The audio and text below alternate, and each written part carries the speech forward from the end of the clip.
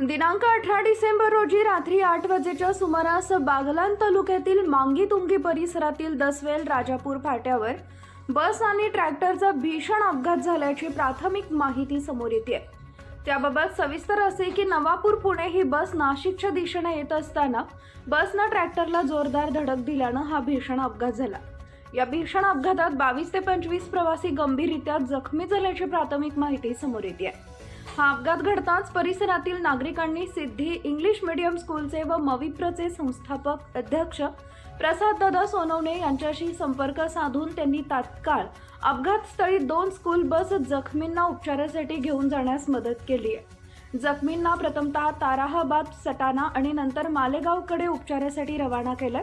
स्थानिक नागरिकांनी देखील बचाव कार्य करण्यास मदत केली आहे। तसेच जायखेडा पोलीस ठाण्याचे सहाय्यक पोलीस निरीक्षक पुरुषोत्तम शिरसाट